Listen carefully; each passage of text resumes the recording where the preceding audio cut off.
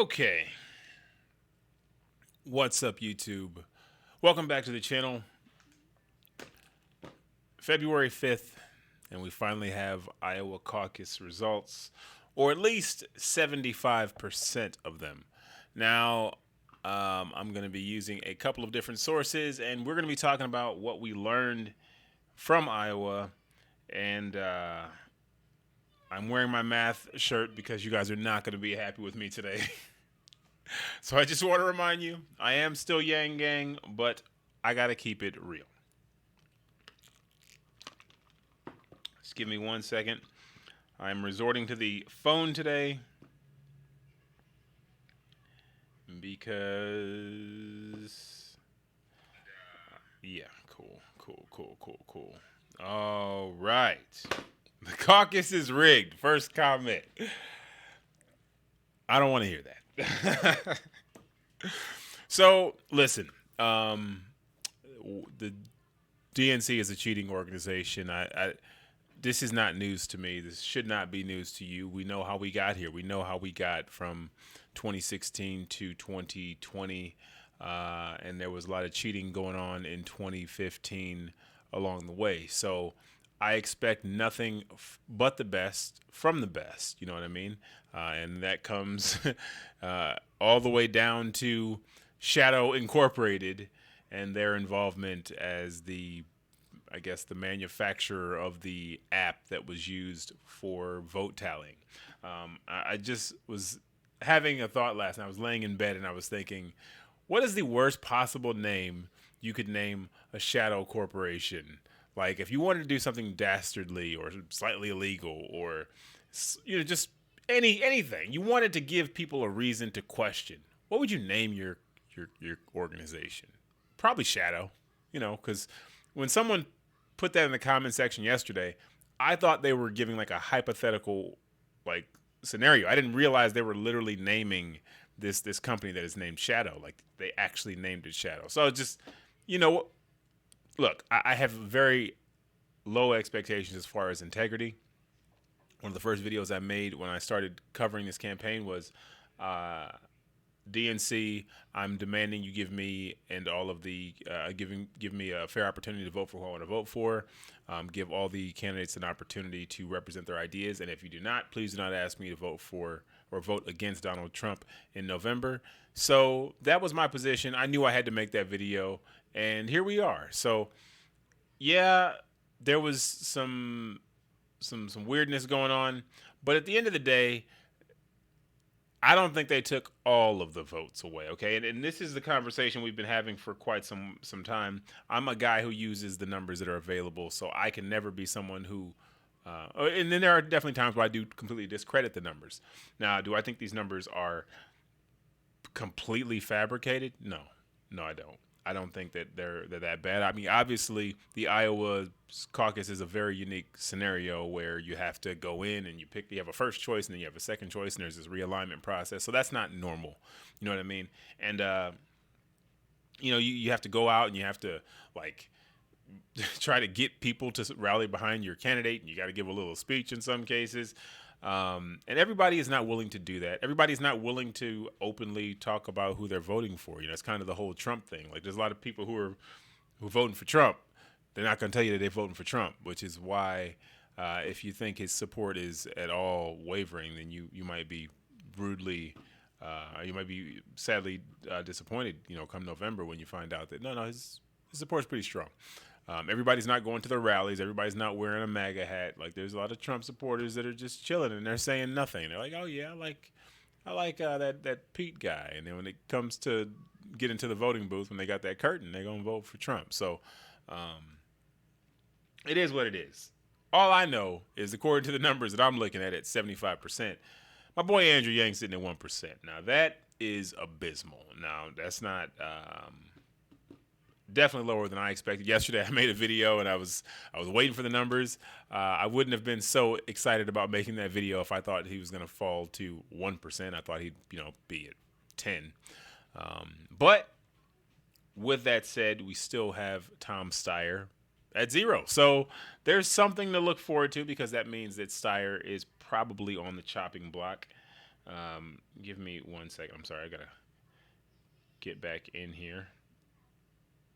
Okay, cool, cool, cool.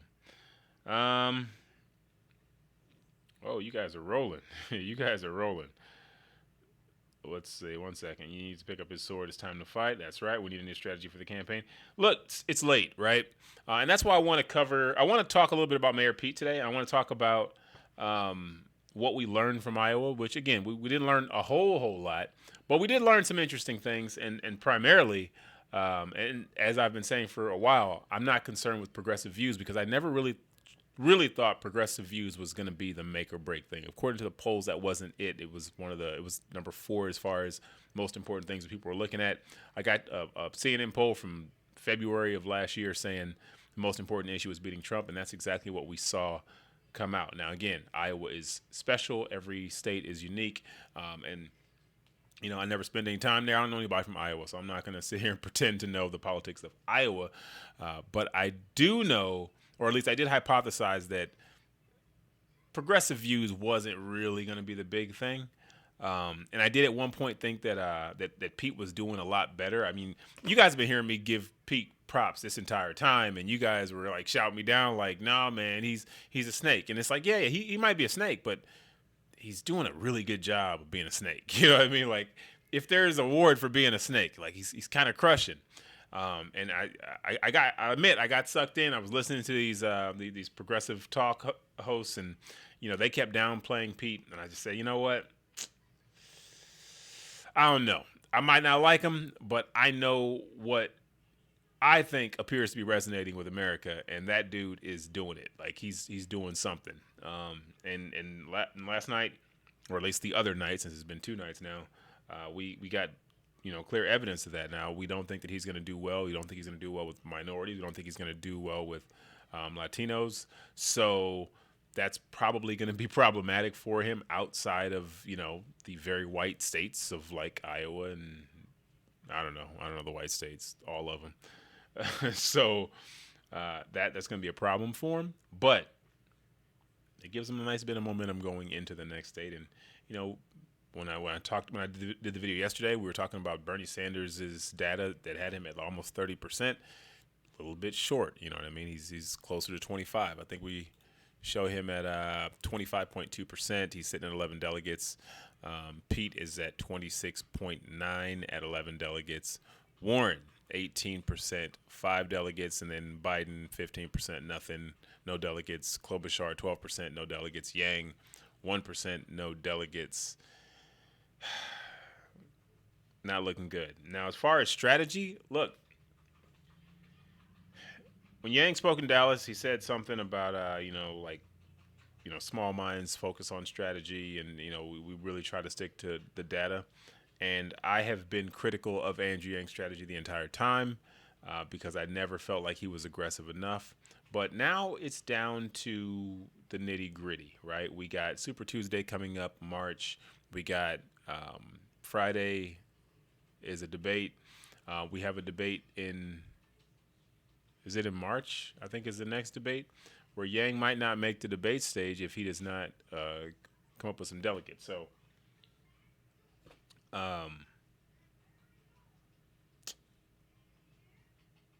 it's time. Whatever we've been holding back, it's time to stop holding back. I'm going scorched earth personally. I'm not. I have no affiliation with the Andrew Yang campaign, therefore I can say whatever I feel like I need to say because it's time to get this man some votes. You know what I mean? 1 second, let me catch up with you guys. I'm sorry, I'm dealing with it. Don't forget Chillery. As someone from Iowa, we have learned that YANGGANG, our ground game, was not as good as Bernie's, and yes, Pete's shadow app rigged. There's numbers towards him for sure. No more slow, steady approach. It's time to kick. Yeah, so I want to talk real quick about this, right? I want to talk real quick about the pillars of Pete's platform. $15 an hour minimum wage. First of all, the good thing for us, for Yang supporters, with Pete doing well, even though it was kind of expected, not necessarily. That's my wife. Is that I'm about to get in trouble. Hold on.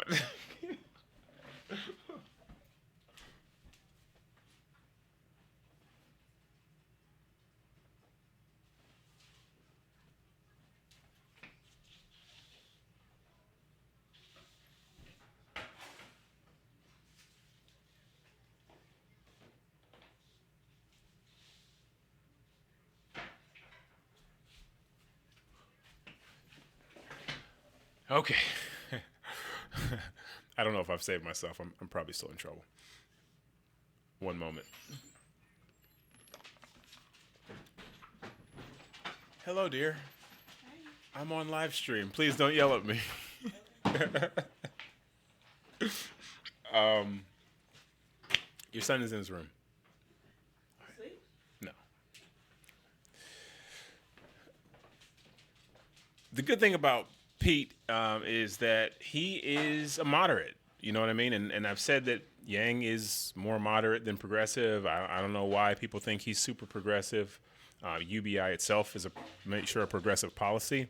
But for the most part, with his campaign, he's a very pragmatic guy, and we get that in most of his policies. So we'll just kind of say that Pete's taking Biden's place. I've been saying that Biden doing well was good for Yang because they are aligned in many ways. So that's good. Yang doesn't have to worry about this whole progressive far left part of the campaign or part of the base. So that's good for him. But $15 minimum wage, quadruple the earned income tax credit, something. Okay. We heard something similar from Harris. Path to citizenship for undocumented immigrants. He's got a path. This is not one of Yang's strong suits. So I mean, again, this is stuff that we can compete with. Affordable, multi-day, universal child care and you okay? All right. Child care and pre-K, a cap on all student loan payments and as a share of income forgiven after 20 years. Again, Yang does not support, entirely free college all across the board. He does want to forgive some student loans. Definitely not as aggressive as Bernie in those particular areas. And D.C. Puerto Rico statehood. Yang supporting D.C. statehood, banning gerrymandering, ending the electoral college, ending the filibuster. Yang supporting that. But just overall policies that we can compete with, you know what I mean? And that's really what we're looking for. Like we didn't want Yang replacing Pete is doable. Like this is a winnable competition if it comes down to ideology. One second. Yang has to get.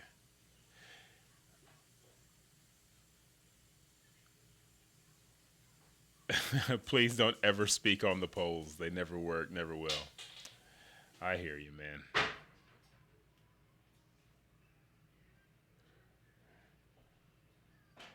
Like you do. You guys know. Don't squirt there. I'm just catching up real quick. Did I see who Pete is? Now Pete.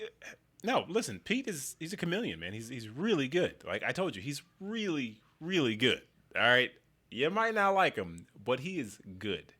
I've heard it when he had that in the last not the last debate, the debate before that, right before the wine cave thing was going on. Like he pulled out a couple of just like what kind of machine are you? He's good, but I got this article out of CNN just talking about the 5 big takeaways, and that whole thing was just kind of a setup here. The 5 takeaways are Iowa's so white, referring to that the state is simply not diverse enough to be given such a prominent position in choosing the standard bearer of a party that is increasingly non-white, lost amid the total chaos, or lost the chaos over the failed reporting of caucus results, which was more than 9 in 10 Democratic caucus goers were white. Sidebar: New Hampshire, which votes on February 11th, is even whiter. It ranks as the third whitest state in the country. So again, I don't expect Yang to do particularly well in these states. You know what I mean? That's why I'm not concerned or as concerned with these states. They do serve as a good place to really pick up some momentum. But I mean, come on, man.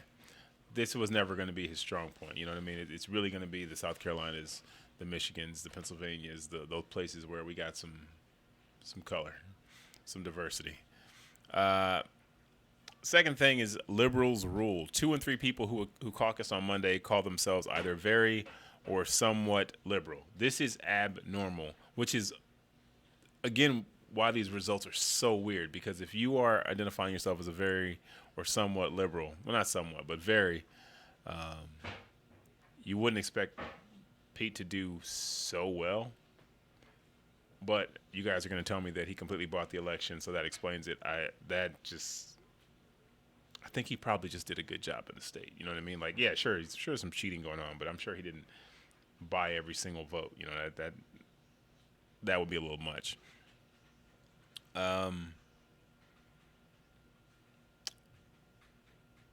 Those numbers were broadly consistent with the composition of the 2016 Iowa caucus debate, when 68% identified as either very or somewhat liberal, and I believe Clinton won in 16. So,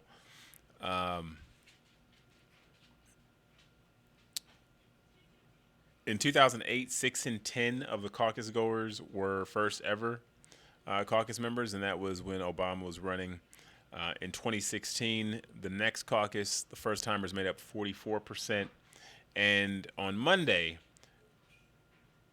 just more than 1/3 of those participating were first ever caucus goers. So this was something that was supposed to help out Sanders. Obviously, he still did well, but if he had that big turnout, then he expected to do a little bit better. Now, this is, of course, going to go back to make you think that, well, if we don't have this overwhelming groundswell of support of new voters or crossover, re-election for Trump is looking real good right now.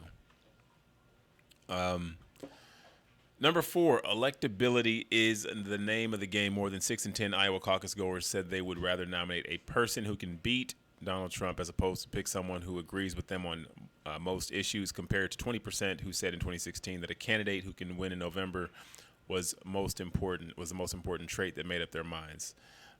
So this is it, man. This is what's important. So I made a video a while back, and I was talking about Yang needed to have 2 different strategies: one for winning the DNC, and one for winning the actual national race. It's time to really start establishing that difference. You know, right now he needs to stick to his I'm the most electable. I have the net favorability amongst Democrats and Republicans as opposed to my competition. But yeah, you got to win in order to make that statement. It's the same thing that Joe Biden's now going to face. You know, he's been saying electability was his number one thing. Well, if you're not winning, if you're coming in fourth, it's going to be hard to convince people that you're electable, or at least you're the most electable. So, you okay? Careful. Get me over the lane. All right. So we just we're in a rough place right now.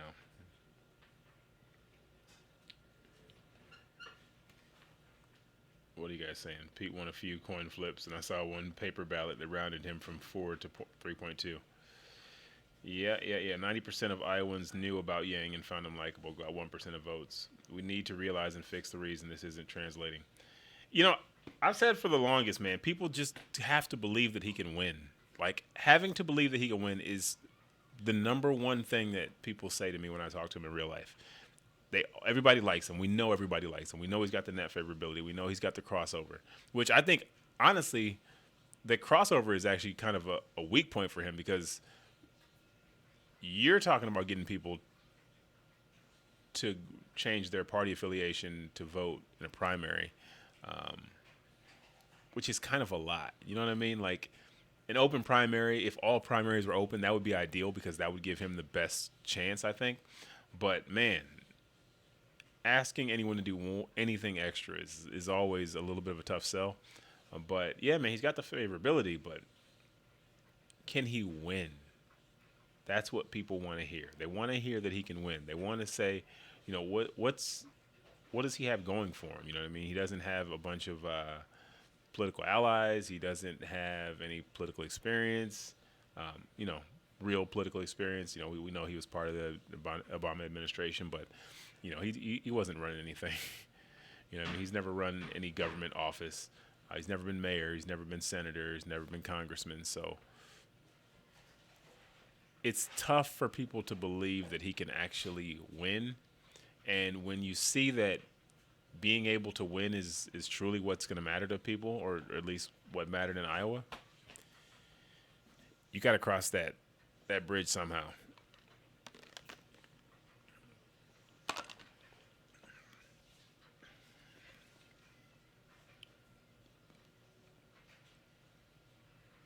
Yang has to go after other candidates in the next debates. Well, look, this is the time, man. He has to. He has no choice. He has to start discrediting other candidates' policies. He needs to explain why he can actually get his ideas done. And it's going to be hard because at the end of the day, we know that Amy has just performed really well. You know what I mean? Like, she's really performed well, despite how you feel about her. And she's only at 12%. And then we have to remember we got Bloomberg sitting out there who hasn't done anything, who's polling nationally at 10%. So this is not going to be an easy race, and I don't want to present it at all as an easy race for this reason. This is very much an uphill battle. No, we have one person coming out of the other night who has a reason to leave, and that's Tom Steyer. Everyone else has every reason to stay in. Things are looking good. You know what I mean? Biden can't drop out. His support's down. So, but again, he's expecting to do well in South Carolina. So as long as that still happens, if I don't know if it will. It's weird. I don't know why I'm so disappointed. I mean, we heard that he might come in fourth for quite some time, even him saying that he was probably going to just give up the state and focus on South Carolina for quite some time. So I don't know why we're really shocked. I guess it's just really seeing that number of, 15% next to his name. It's just like, wow, 15%. Like, and just where he fell, you know what I mean? Like, we did. When we were looking at Bernie's numbers, was Warren better than Joe? I think she was. I think she was still above him. But yeah, it just doesn't look good when you see it. When you see Joe falling to 4, it's ugly. Another big lesson is ads on Iowa. They were not effective. Tom Steyer, case in point. Yeah, again, I was afraid that Tom Steyer was going to poll better than Andrew Yang because from what I had been seeing, it seemed like he was really making some noise there. And for him to come in at 0%, it's like, okay, well, I guess he didn't do anything either. So that was good. You know what I mean? That's definitely good. But, man, just going from 12% to 1%, there's just that big gap of not even 3%. You know what I mean? I think they said he got around 4% before realignment. So, we didn't expect to beat Bernie, Biden, or Warren. Yeah, that's what I said. We got to manage our expectations. I mean, I never thought he was going to win. Again, I'm not a person who throws out all polls. Like, I think there's definitely flaws in polls, but I didn't ever think that he was secretly polling at 13%, and once the voting happened, it was going to just come out and he was going to crush. So, it didn't make sense for him to do that well. But more than 1%, yeah, I needed that. I needed for people to see some numbers and be like, okay, I'm slightly confident about what's happening here.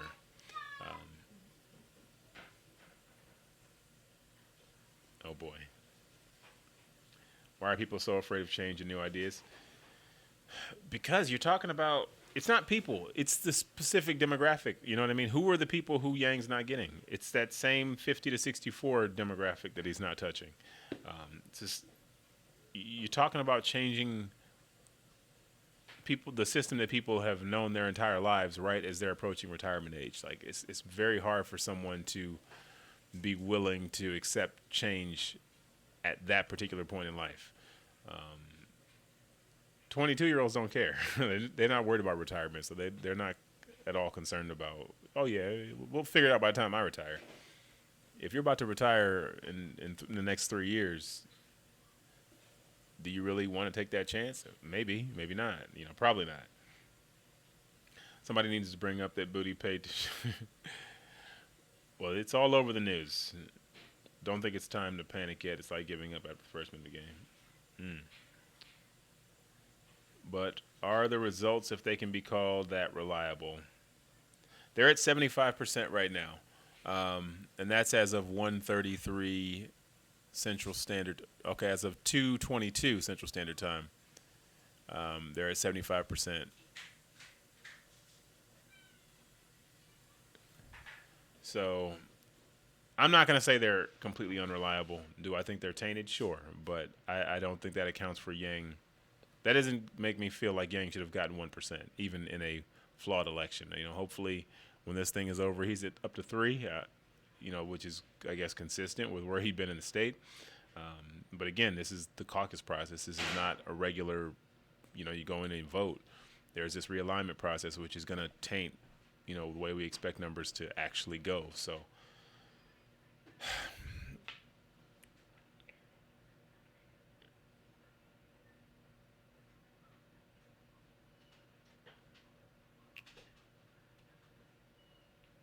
there's no retirement for 22 or even 40-year-old. Yeah. Who cares about the caucus number? I care about the number of voters voting for Yang. I hear you. Wasted a lot of money in Iowa. Should have been investing elsewhere. Bloomberg is still in it and hasn't done squat but spend money. We still have a chance. Yeah. Look, like I said, it's about the alignment of the views. That's what the takeaway here is. The takeaway is Medicare for All is not going to break Andrew Yang, okay? That's been the main thing I've been really trying to promote for the last few months, as I realized there was this huge progressive wing of media that was kind of sucking up a lot of our attention, where we started to believe that if we're not aligned with Bernie Sanders' Medicare for All, we had no chance. I never bought into that, and I just kind of stuck to the idea that people care more about electability, and that's what we saw, and that's where I think Andrew Yang has his opportunity.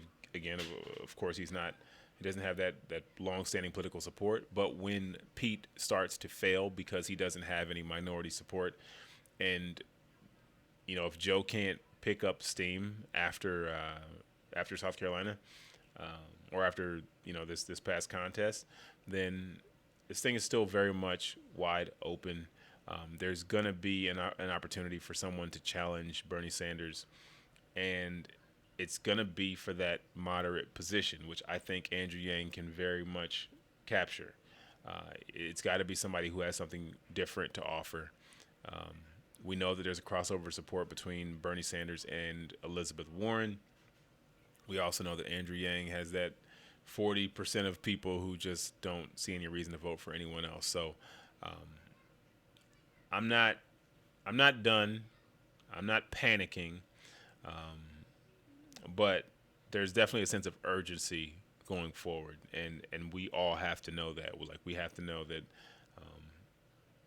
there's questions. You know what I mean? And this is, at this point, it's on the candidate. He's got to get his messaging together. He's got to convey that he is electable. He's got to convey that he is moderate. He's got to convey that he can beat Donald Trump. And he's had moments, but he might not make the next debate. So he's got to perform well in this one coming up, and he's got to be aggressive. And it's time to take the gloves off, man. He's not going to get. There's no reason for the media to give him any coverage right now. So he needs to take every single opportunity he gets to either say something not necessarily divisive, but say something to get the media's attention or get another candidate's attention, because at this point we can't be mad at them for not covering Andrew Yang. He polled at 1%. So let's stick to the math and understand that there's a legitimate reason for him to be completely forgotten as of this moment. They haven't said anything negative. They haven't said that he's the next one to drop out, and we should be thankful for that. But, like I said, the state of Iowa has spoken, and we know what they said, and that's that they care more about who can defeat Donald Trump. And despite Bernie Sanders' good performance, he ain't that. He's not beating Trump. So what is this? The super ignorant. We need to reach 70%.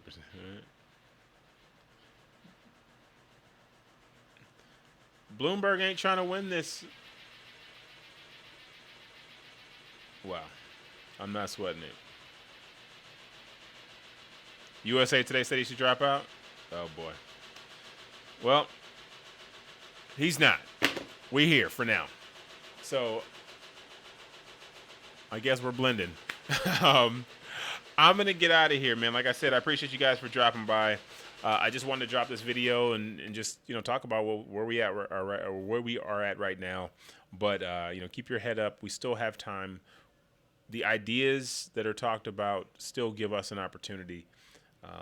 And, hopefully maybe Klobuchar drops out. A strong performance from Warren maybe gives Klobuchar a reason to drop, and we might be able to pick up some of that support. But, again, Klobuchar brings it on the debate stage, so I expect her to do that this week because she does it. As a matter of fact, I did see Andrew Yang is supposed to be on a roundtable on Thursday on CNN. So check my Twitter if you're following me. I posted a link. Let me find this thing real quick. Hold on.